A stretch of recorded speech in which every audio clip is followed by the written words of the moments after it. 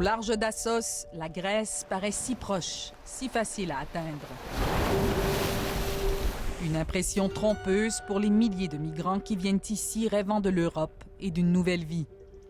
On les voit partout, embusqués dans la forêt, attendant le signal de départ des passeurs à qui ils ont donné des milliers de dollars. Parfois, ce sont les gendarmes turcs qui sévissent et essaient de les chasser.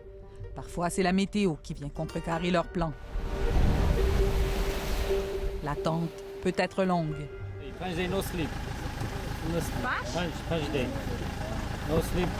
Ça fait 5 jours que je suis ici et que je ne dors pas, nous dit cet Iranien, forcé de quitter le bois avec son groupe alors que le jour tombait.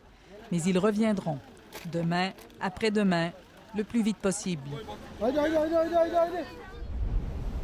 Le lendemain matin, la mer s'annonce plus calme. Nous essayons donc d'aller à la rencontre d'un autre groupe sur le point de partir en mer. Mais notre chemin a vite été barré par cet homme, mécontent de l'attention que suscite ce qui se passe sur sa terre. Je ne les aide pas, se défend-il, alors que nous le filmons à son insu. Leur pays est en ruine. Ils ne font que passer par ici et laissent mes champs couverts de déchets.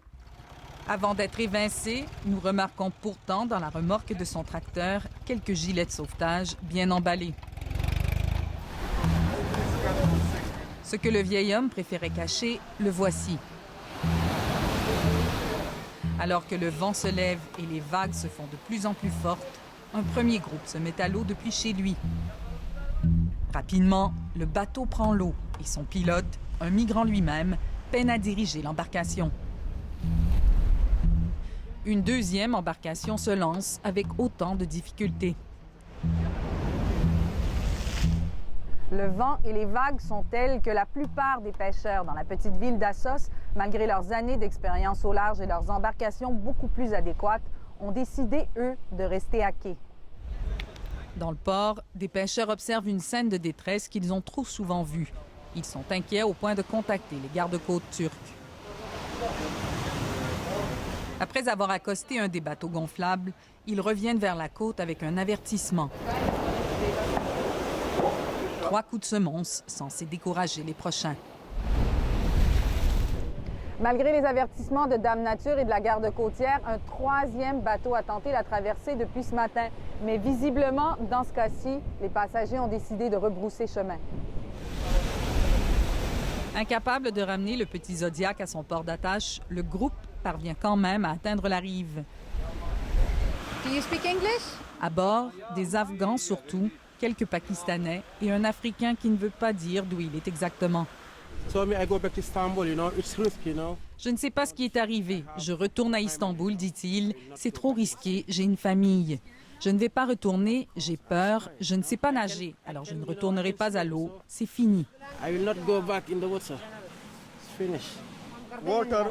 Cet ancien soldat des forces spéciales afghanes nous mime ce qui est arrivé.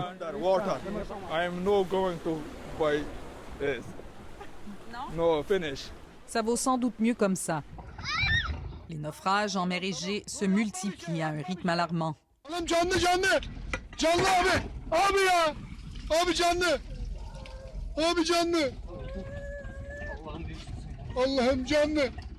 L'émotion de ces pêcheurs turcs s'entend clairement. Ils ont peine à croire que ce bambin qu'ils extirpent d'une mer froide soit toujours en vie. Avec une douce maladresse, ils tentent du mieux qu'ils peuvent de réconforter le petit qui sera réuni avec sa famille dans les heures qui suivent. Cette histoire-là finit bien. Mais pour des dizaines et des dizaines d'autres qui ont risqué la traversée au même moment, le périple s'est avéré fatal. Sur l'île grecque de Lesbos, les corps continuent d'être rejetés par les vagues. On ne compte plus les enterrements de ces anonymes qui, au lieu de trouver une vie meilleure, ont trouvé la mort au large des côtes. Pour ces médecins bénévoles, aux aguets pour porter secours, chaque perte est comme un coup de poignard au cœur. Mais tout ça n'empêchera pas la majorité de nos rescapés d'Assos de repartir vers le large à la première occasion. Je vais réessayer, dit cet homme venu du Pakistan il y a un mois. Il le faut.